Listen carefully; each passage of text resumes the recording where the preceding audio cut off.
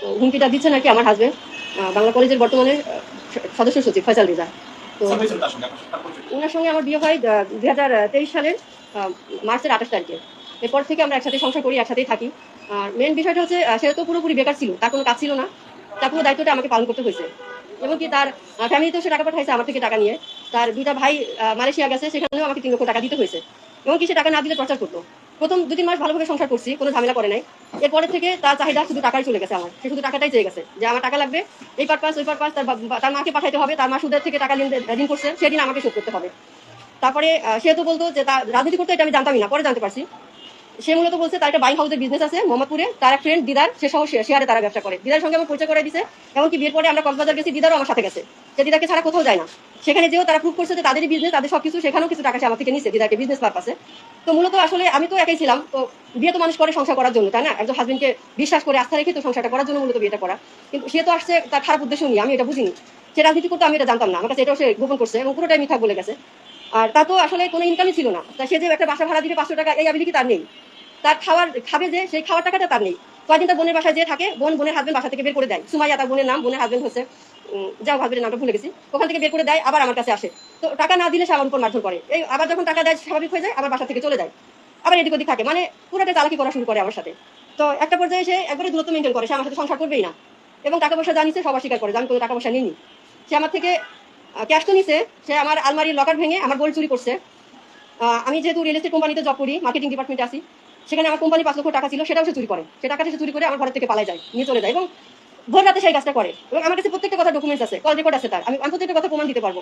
সে এইভাবে করে দিয়ে যায়। আমি যখন আর পারি না অত্যাচার সহ্য করতে, তখন তার এলাকার রাজনৈতিক কিছু বড় ভাই ব্রাদার যাদেরকে আমি চিনতাম তার গ্রামের, তাদেরকে আমি ডাকি এবং তারা এসে আমাকে হেল্প করে। হেল্প করলে সে তাদের কাছে আবার প্রতিশ্রুতি দেয় যে আমি সংসার করবো, আমি ভুল করছি, যা করছি, আমি ওর সাথে মিলেমিশে থাকতে চাই, আবার সংসার করতে চাই ওর সাথে। আবার সে আসলো, এসে কয়েকদিন ভালো থাকলো, আবার সে টাকা পয়সা নিয়ে চলে গেল আমার থেকে। মানে টাকা ছাড়া সে কিছুই বুঝে না। ফাইনালি সে গত বছর কুরবানি ঈদে সে আমার কাছে 1 লক্ষ টাকা দাবি করে, লাস্ট কুরবানি ঈদে, যে আমাকে 1 লক্ষ টাকা দাও। আমি ওই মুহূর্তে 1 লক্ষ টাকা কোথেকে দিব? সবসময় তো টাকা থাকে না ভাইয়া। আমি যে টাকাগুলো ইনকাম করছি, জমা করছি, তার সব কিন্তু সে নিয়ে গেছে, একেবারে আমাকে নিশ্চয় করে দিতে সে। মানে আমি যখন ঘর ভাড়া দিয়ে থাকবো, আমার এই অ্যাবিলিটি এখন নাই, সিচুয়েশনটা এই পর্যায়ে গেছে। তো আমি টাকাগুলো দিতে পারি নাই। 1 সপ্তাহ সে আমাকে অনেক টর্চার করছে, মারধর করছে। পরবর্তীতে আমি তাকে 50 লক্ষ টাকা অ্যারেঞ্জ করে দেই। সে 50,000, সরি 50,000 টাকা অ্যারেঞ্জ করে দেই কুরবানি ঈদে। ওই টাকা দেওয়ার পরে সে আবার আমাকে বলে যে আমার ঈদের শপিং লাগবে, আমার ঈদের শপিং করে দাও। আবারও সে 25,000 টাকা নিয়ে বসুন্ধরা যায় শপিং করতে। শপিং করে সে ওই টাকা নিয়ে ঈদে বাড়ি গেল। বাড়ি যাওয়ার ঈদের পরের দিনে আমার তার গ্রাম থেকে ফোন আসলো, একটা মেয়ে ফোন দিয়ে বলতেছে, আপনি কি শিখা বলতেছেন, ফয়সাল রেজার ওয়াইফ? আমি বললাম হ্যাঁ। বলতেছে, আপু ফয়সাল রেজাকে আসলে আপনি কি বিয়ে করছে? হ্যাঁ, কেন? বিয়ে তো অবশ্যই করছি, সে আমার হাজবেন্ড না? বলতেছে সে তো আমার বান্ধবীকে বিয়ে করার জন্য আসছে, তার ফ্যামিলি ইয়ে থেকে সে বিয়ে করতে আসছে। তো আমরা এই ব্যাপারে খোঁজ খবর নিতে, আপনার কথা যেহেতু তাদের গ্রামে সবাই জানে, তার গ্রামের চেয়ারম্যান মেম্বার যারা আছে মূলত সবাই আমার বিষয়টা জানে, তাদের থেকে আমার ফোন নাম্বার তারা কালেক্ট করেছে, যার সত্যতা নিশ্চিত করে তারা বিয়েটা করে নাই। তো আমি ফয়সাল রেজাকে ফোন দিই যে তুমি বিয়ে করতে পারি গেছো আমার টাকা নিয়ে, এটা কোন ধরনের বিহেভিয়ার আমার সাথে করতেছো তুমি?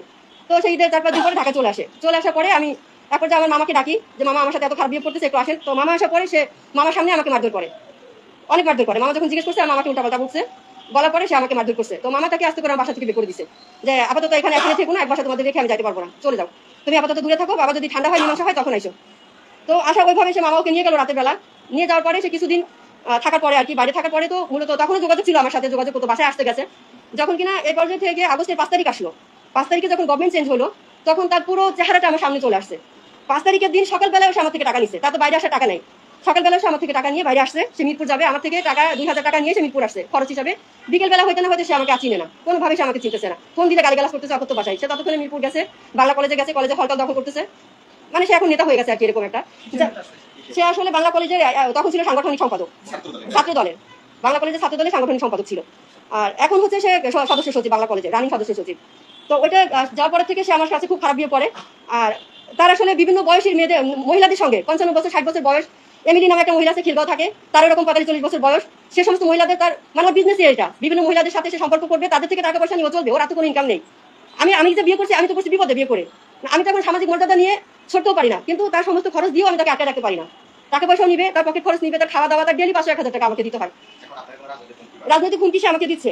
এখন সে আমি আসতেছি 5 তারিখের পরে থেকে, যখন গভর্নমেন্ট চেঞ্জ হইলো, তো আমাকে মারধর করলো। তো আমি একটা পাইলাম যে সেরকম একটা বয়স্ক মহিলা, সাথে আগে থেকে রিলেশন, ওই মহিলার বাসায় গেছে, সে বার্থডে করছে, 31 অগস্টের বার্থডে, ওখানে বার্থডে করছে, পার্টি টেটি করছে। তো তখন আমি ফোন দিলাম যে তুমি এগুলি করতেছো, তোমার কারণ তুমি কখনো ভালো হবে না, মানুষ এত খারাপ হয় কি করে? তো সে আমাকে গালিগালাজ করলো, আমি তোর সাথে সংসার করবো না বলছি, আবার আমাকে ফোন করিস কেন? তো তখন আমি একটা লিখিত অভিযোগ আমি বিএনপি পার্টি অফিসে নিয়ে আসি, আমার বিয়ের কাবিন নামাটা আমার সহ লিখিত অভিযোগ আমি ছাত্রদল কেন্দ্রেতে আর কি, কেন্দ্রে আমি অভিযোগটা করি। মূলত কেন্দ্র অভিযোগটা করি। সেটা আমি অভিযোগটা যখন করছিলাম সেখানে নাসির ভাই ছিল, রাকিব ভাই ছিল, ওনারা ছিল আর কি, ওনাদের কাছে আমি অভিযোগটা করি। উনার রাকিব ভাই বলে যে আমি এটা খোঁজ নিয়ে আপনাকে জানাচ্ছি। উনি হচ্ছে রাকিব ভাই ছাত্র দলের কেন্দ্রীয় সভাপতি রাকিব ভাই, আর সহ সভাপতি মনে হয় নাসির ভাই, সেক্রেটারি নাসির ভাই, ওনারা ছিলেন, জাহাঙ্গীর ভাই ছিলেন। ওনারা পজিটিভলি নিছেন, ওনারা যথেষ্ট আমাকে হেল্প করছেন, জানে সিনিয়ররা মেবি জানে। তো আমি যখন বললাম, পরের দিনে ফয়সাল রেজা আমার হাজবেন্ড আমার মামাকে ফোন দিয়ে বললো যে মামা আপনার ভাগ্নি আমার অফিসে বিএনপি অফিসে যে আমার দলের ছাত্র দলের সভাপতির কাছে কমপ্লেন করছে, আমি আপনার মেয়েকে যেখানে পাবো টুকরো টুকরো করে কেটে ওর লাশটা আমি কুকুর দিয়ে খাওয়াবো, আপনি আপনার মেয়ের লাশটা রিসিভ করার জন্য রেডি থাকেন। তো তখন মামা বলতেছে তুমি অফিস থেকে বের হয়ে যাও। আমি আসলে বের হইনি, আমি ভাবছি যে হয়তো আসবে না, এমনি বলতেছে। এর 1 ঘন্টা পরেই ও 10-12 জন গুন্ডা পাল্টা নিয়ে আমার অফিসে আসছে, আমাকে অ্যাটাক করছে। তারপরে আমি অফিস থেকে, যেহেতু আমি একজন সিনিয়র কর্মকর্তা, আমার একটা প্রেস্টিজ আছে, আমি অফিস থেকে বের হয়ে আসছি। ওর সামনে এসে আমাকে চারটা বাইক নিয়ে আমাকে রাস্তায় আগলা দিছে, যাইতে দিবে না। তখন আমি রাকিব ভাইকে ফোন দিলাম, এটা হচ্ছে আপনার সেপ্টেম্বরের 4 তারিখে, 24 সেপ্টেম্বরের 4 তারিখে। তো আমি ফোন দিলে রাকিব ভাই কথা বলে যে তোকে আমি মানা করছি, ঝামেলা করবি না, কেন করতে গেছিস। রাকিব ভাই সবসময় পজিটিভলি আমার বিষয়টা নিছেন, উনি যথেষ্ট হেল্প করছেন আমাকে। তো তারপরে ও হুমকি টামকি দিয়ে চলে গেছে, এই পর্যায়ে আছে। তো ও সব সময় আমাকে বলে যে আমাকে ডিভোর্স দিতে বলে, আমিও তাকে ডিভোর্স দিয়ে দিব, না হলে আমাকে মানে মারার হুমকি সবসময় ধরে, শুধু হুমকি দিয়েছে থামে নাই, সে কিন্তু আমাকে কয়েকবার এটা নিচে ফোন করার জন্য। তার সাথে কিছু ছেলেপেলে থাকে, তার ছোট ভাই বলে রাজনৈতিক ভাষায়, ওরা আমাকে ফোনে অকথ্য ভাষায় গালিগালাজ করছে, এবং এই ছেলেগুলো প্রত্যেকটা আমাকে যতবার আক্রমণ করছে এই ছেলেগুলো আমার ওর সাথে আছে, এবং আমার বাসায় গেছে, আমার বাসায় গেছে আমাকে অ্যাটাক করছে। তখন কিন্তু আমি সিসিটিভি ফুটেজটা রেখে দিচ্ছি যে কে কে আমার বাসায় গেছে সেদিন, অনেক মারধর করছে।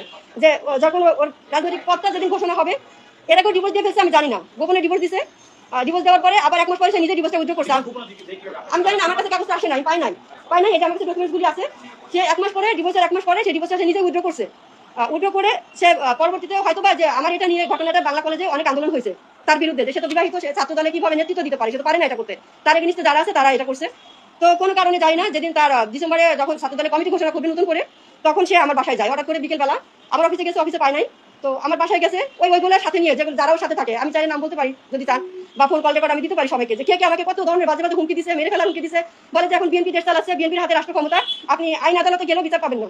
আর আমি তো আসলে একা থাকি বলতে আমার তো বাবা নাই, আমার বড় ভাইও নাই, আমি আমার বোনের সাথে থেকে চাকরিটা করতাম। হোস্টেলের সাথে বিয়ে করার পরে আমি ও বাসা নাই, ওর এনে নিয়ে বাসা ভাড়া নিছে, তবে তো তখন থেকে 3 বছর সংসার করছি ওর সাথে। তো সেদিন ও আমাকে বিকেলে এসে জিম্মি করে, 2 ঘন্টা অনেক মারধর করে, এবং আমার ফোন টোন সব নিয়ে নেয়। 10-12 জন পুলিশ মানুষের সাথে আমি সেখানে কি করতে পারি আপনারা বলেন, কিছু করতে পারি না। তো এক পর্যায়ে আমি ফোন তো আমাকে বলতেছে পার্টি অফিসে এসে রিজভি সাহেবের সঙ্গে কথা বলতে, যেতে তার সাথে আমার কোনো ঝামেলা নাই, সে শান্তিতে সংসার করে এবং আমার সমস্ত ভরণ পোষণ সে দিচ্ছে। তো আমি কেন মিথ্যা কথা বলতে যাবো, সে তো দিচ্ছে না, সে তো সবসময় এরকম করে। তার যখন প্রয়োজন হয় আমার কাছে আসে, তার টাকা পয়সা দরকার, দলীয় কোনো সাপোর্টের দরকার, আমার কাছে আসে, যে আমি বিপদটা উদ্ধার করে দিই, সে চলে যায়। তার আরো কিছু বন্ধু বান্ধব সাথে আছে তার এলাকায়, খুবই খারাপ, তারা সহ আমাকে প্রতিনিয়ত হুমকি দিচ্ছে মেরে ফেলার। তো ওই ডিভোর্সটা যে উইথড্র করছে সে দিচ্ছে আমি জানি না, পরে তার কাছে আমি পেয়েছি আর কি, ফার্স্ট টাইম ডিভোর্স দেওয়ার পরে।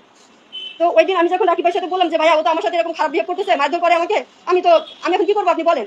ভাইয়া বললো যে ও তো সংসার করতেই হবে তোমার সাথে, আর আমি আছি তোমার বড় ভাই, তুমি যে কোনো সমস্যা আমাকে বলবা, আমি হেল্প করবো। ভাইয়া সবসময় জন্য পজিটিভ ছিল আমার দিকে, আমি ভাইয়ের বিরুদ্ধে কোনো কমপ্লেন নেই। ছাত্র দলের সভাপতি রাকিব ভাই আমাকে অনেক হেল্প করছে, এবং আমার সংসারটা করার জন্য উনি অনেক চেষ্টা করছে। ফাইনালি যখন আমি ওই দিন ভাইয়ের সাথে কথা বলার পরে দিনে ওকে কমিটিতে রাখলো, সদস্য সচিব পদটা দিল, দেওয়ার পরে সে আবার পুরো উল্টে গেছে। পদ পাওয়ার পরে সে আর আমাকে চিনে না, আবার গালিগালাজ, বাসায় আসে না, মিরপুর থাকে। ইমন নামে একটা ছোট ভাই আছে, ওর ইমনের একটা খালা আছে, সেই খালা নাকি লয়ার, সেটা ডিভোর্সি খালা, সেই খালার সাথে অলরেডি অ্যাফেয়ারে জড়াই গেছে, একই ফ্ল্যাটে থাকে, ইমনের বাসায় থাকে। ইমনের খালার সাথে সে অ্যাফেয়ারে জড়াইছে, আমি যে তার ওয়াইফ তার খেয়ালই নাই, তার মাথায় নাই, তার সে ওইখানেই থাকে। আর আমাকে প্রতিনিয়ত প্রেশার ক্রিয়েট করে, ডিভোর্স করা তার মুখে কোনো কথা নেই। আমার কাছে এখানে এখন আমি চাচ্ছি আমার জীবনের নিরাপত্তা। সে তো ডিভোর্স দিছে, দেওয়ার পরে 2 মাস পরে সে আবার আমাকে ডিভোর্স দিল। একটা মানুষের কত ধরনের বেমানি করতে পারে আপনারা যদি একটু বলেন। আমি একটা মেয়ে হয়ে একটা পুরুষের 3টা বছর তার দায়িত্ব নিয়েছি, তার ফ্যামিলির দায়িত্ব নিয়েছি হিসাবে আমি যেটুকু সঞ্চয় করছি আমার সমস্ত সঞ্চয় সে নিয়ে গেছে। হ্যাঁ, সে আমাকে সবসময় বলে যে, এবং তার ছোট ভাই যেগুলি ওরাও আমাকে বলে, মির দাদা নামে একজন আছে জগন্নাথ ইউনিভার্সিটি, সেও বলছে যে এখন তো দেশ চালায় বিএনপির হাতে সবকিছু, তো আপনি কোথাও কমপ্লেন করে কিছুই আমাদের করতে পারবেন না। এবং ফয়সালের কথায় পল্টন থানার পুলিশ ওঠা বসা করে, ও যে আমাকে খুন করতে আসছে, আমি ওই থানায় জিডি করছি, আমি জিডি কপি নিয়ে এসেছি। ওরা সবাই একই হুমকি দেয় যে পুলিশ ওদের কথা ওঠা বসা করে, ছাত্র দলের কথা বাইরে কোনো পুলিশ কোনো কাজ করবে না, আমার কোনো প্রোটেক্ট কেউ দিতে পারবে না, এবং ওরা যে কোনো সময় চাইলে আমাকে মেরে ফেলতে পারে। আমি আইনের রাস্তায় নিয়ে যে আমার কাছে কমপ্লেন আছে, আমি জিডি করছি, থানায় জিডি করছি।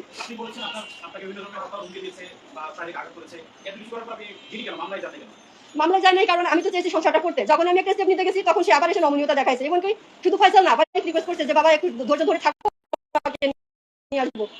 তো সেখানেও তারাও শুধু মিথ্যা আশ্বাস দিয়ে গেছে। ফাইনালি তারা আবার আমাকে ডিভোর্স করেছে, এবং সেটা ফোর্স করে আমাকে ডিভোর্স করাইছে। আমি সেখানে আমার কল রেকর্ড আছে, আমি বারবার বলছি যে আমাকে জোর করে ডিভোর্স করানো হচ্ছে, আমি তো ডিভোর্স চাইনি। ডিভোর্স কে চাই বলেন, আমি একটা মেয়ে, আমি কেন আমার হাজবেন্ডের থেকে ডিভোর্স নিব?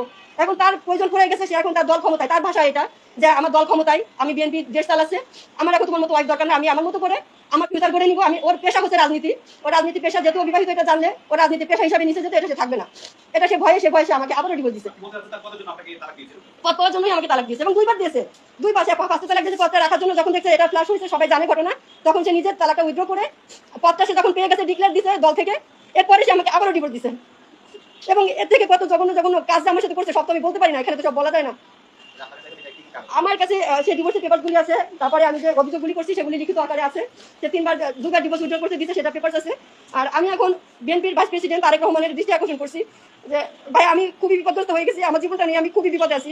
আমি অফিস করতে পারতেছি না, আমি চাকরি করতে পারতেছি না, আমি বাইরে বেরোতে পারতেছি না, আমি যে বাসা নিয়ে থাকবো সেটা পারতেছি না। এমনকি আমার ফোন নাম্বারটা বিভিন্ন আজেবাজে সাইটে সে সিল করে দিচ্ছে। সত্যি কথা ভাই, আমি দেখাইতে পারবো, খুব বাজে বাজে জায়গা থেকে ফোন আসে আমার ফোনে, এখন আমি সেটাও কিছুই করতে পারতেছি না। আমি এখন রাস্তায় বেরোতে পারি না, প্রতিনিয়ত আমাকে মেরে ফেলার হুমকি দিচ্ছে। এখন আমি আমার জীবনের নিরাপত্তা চাচ্ছি, বাংলাদেশ গভর্নমেন্ট বলেন আর ভাইস প্রেসিডেন্ট তারেক রহমানের দৃষ্টি আকর্ষণ করতে, বিশেষ করে যে দলীয় পাওয়ারে সেই কাজটা করতেছে। আমাকে প্লিজ আপনারা হেল্প করেন। না, আমার জানার মতে সে তো ছাত্র তো থাকার কথা না, এটা আপনারা আসলে খোঁজ নিতে পারবেন। এবং ওই কমিটিতে প্রত্যেকে বেশিরভাগ বিবাহিত। নেক্সট যে লাস্ট যে কমিটিটা আসছে সবাই ওখানে, আমার জানার মতে 5-6 জন বাংলা কলেজ ছাত্র দলের কমিটি, সবাই এখানে বিবাহিত। এবং এই লোকগুলোই আমাকে সবসময় জন্য অ্যাটাক করতেছে।